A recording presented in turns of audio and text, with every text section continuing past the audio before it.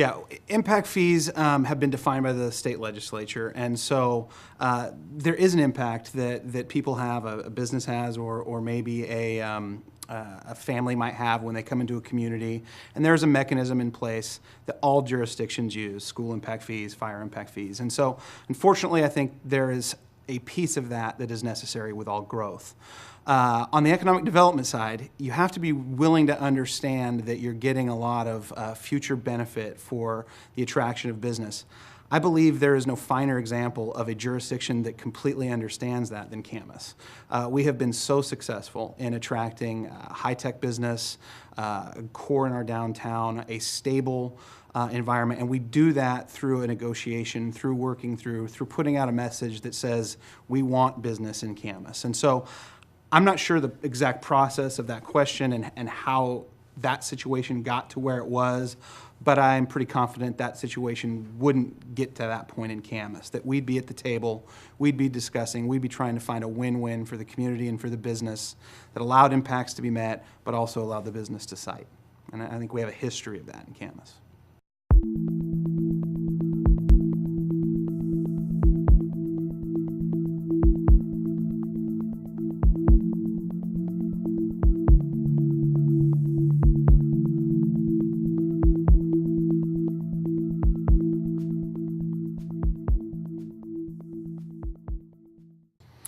Yeah, I mean, again, I would put Camas up as an example. We have 4-year history now, unfortunately, of dealing with declining revenues and recessionary budgets.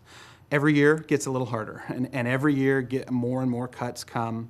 More and more effort is placed to protecting the core services of the city, making sure fire, police, roads, transportation, sewage, water, all those services, core services are protected, as well as the subtle things that make Camas unique, the downtown events, the little Camas Days things, the things that draw I think, a distinction to Camas and other cities. So we work to protect those, and yet we do it with the money that we get set for us. We have not had any tax increase and do not plan to have any tax increase.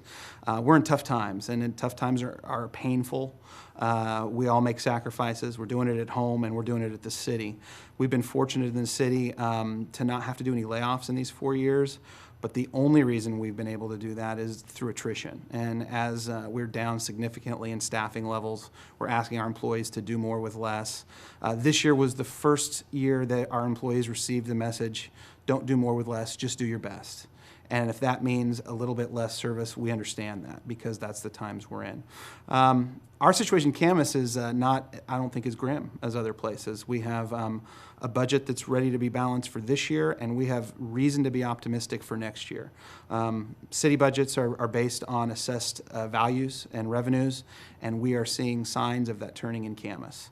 And so we are optimistic that next year will be better than this year. And again, we'll get through that without having to raise any kind of tax increase, but just going on what we've always built our budgets on. And again, I would say we have a history of that. So.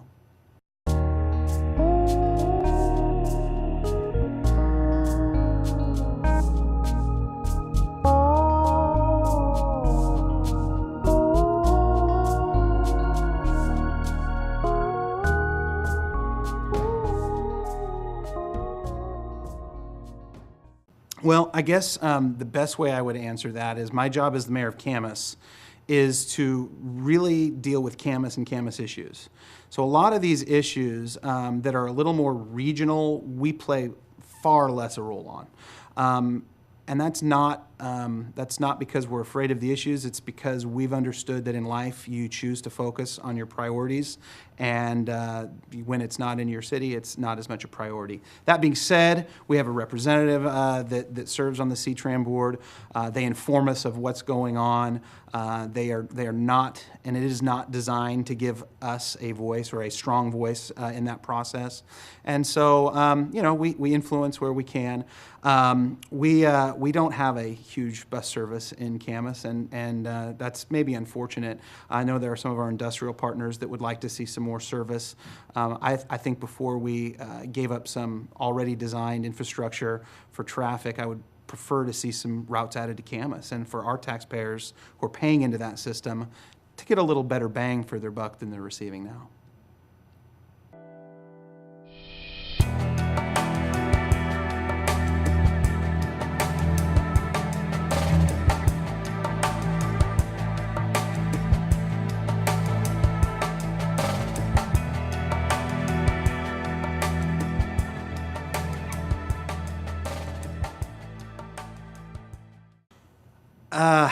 I will answer the question on the vote, and I mean, not the vote, but, the vote for the tax in this way. The city has not taken a position on that, and that's on purpose.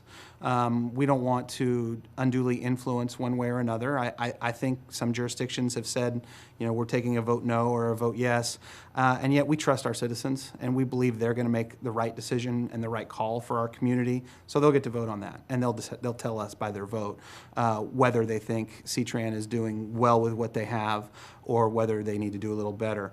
I think the product is good. I think there's a need for being able to move people around in our community a lot of times that don't have access that some of the rest of us who are a little more fortunate have. And yet I also don't believe in an ideology that can't be financially supported. In the end, we are in an economic numbers question. It's really not a political question for me. It's not this is a great view or that's a great view. It's just what can the money do? And if the money can't do it and it doesn't support it, then it may be a great idea, but it's not the best plan for getting use for our citizens.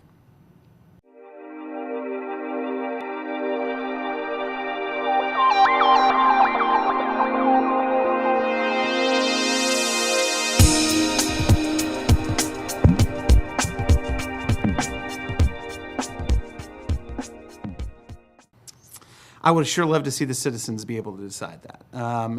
Again, when I focus on my job as the mayor of Camas, has virtually no impact. I mean, the light rail's not coming to Camas, and we know that. Our citizens, many of them work in Camas, and many of them commute. The ones that commute largely commute through 205. So that kind of project doesn't really affect their lives. We don't hear a lot from our citizens saying, please do this or please don't do that.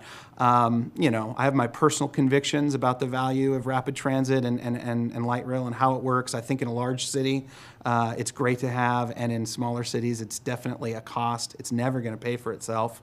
So it has to just be decided if it's a community value. If you value that, then great. Know you're going to pay for it. Know it's going to not ever pay for itself. If you don't value that, well then again, know that and not pay for it. And that's why in the end, it should be voted on by the people.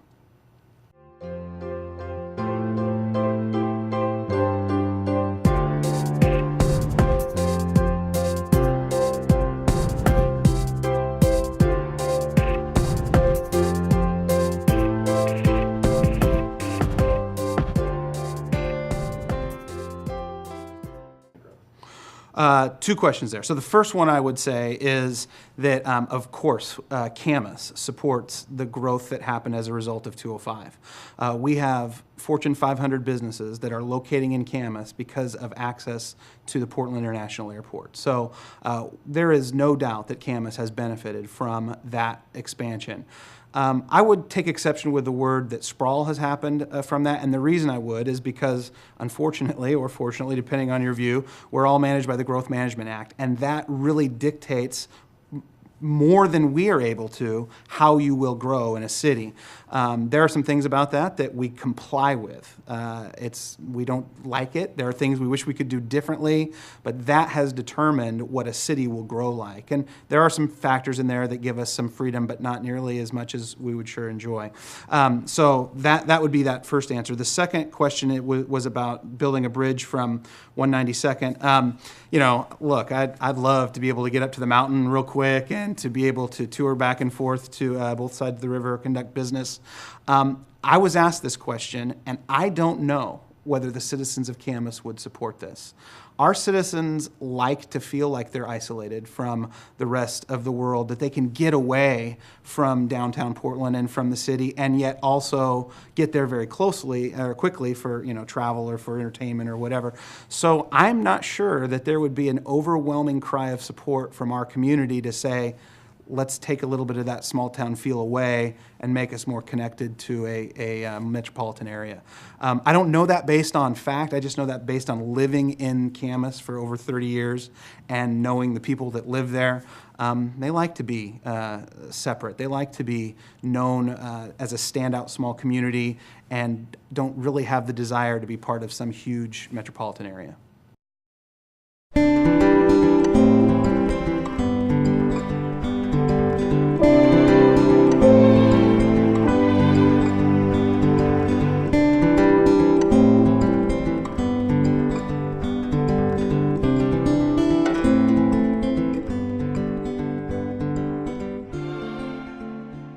Well, again, I would put Camas up as the model.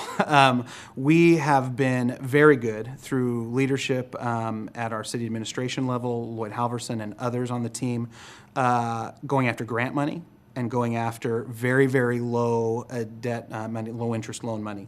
A Public Works Trust Fund is an excellent source of building revenues for a community where they can invest in their future. They can build the roads that are needed in order to attract business and to help it sustain itself long term without putting the ratepayers or the taxpayers in a huge debt. We haven't lost our nerve to do investments in Camas for our future. I think that's probably best exemplified in the 38th Extension project that will connect 38th in Camas to 192nd in Vancouver. That will open up an economic development corridor that has not been available to us. We know for a fact businesses that have chosen to site elsewhere would have chosen there had they had that connection. That took an investment. That took going after grant money. I wish I could announce that we for sure have the grant money, but we're very confident that we're going to get a large chunk of grant money coming our way for that project.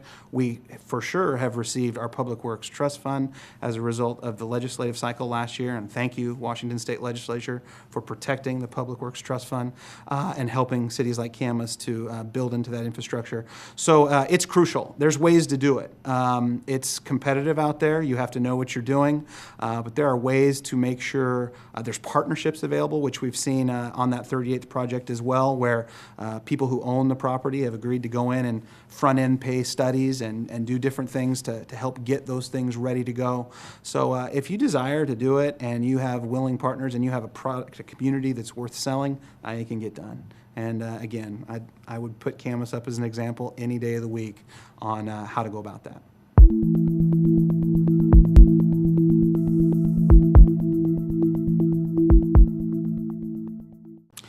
I just appreciate the opportunity to come in. I guess I would talk about the fact that I grew up in Camas. I went to Lacamas Heights Elementary and the old Camas High School. I love this community. The reason I'm doing this is not for any other reason other than I want to serve. I want to serve people. Been on the council for 10 years. Recently was appointed to be the mayor of Camas, and I'm enjoying the work. I'm learning a lot. You can't just start doing this job and be effective. It takes some time. And even my 10 years of training on the council was not enough for me to know the unique challenges of being the mayor. I'm up to the challenge, and I appreciate any support you'd give me.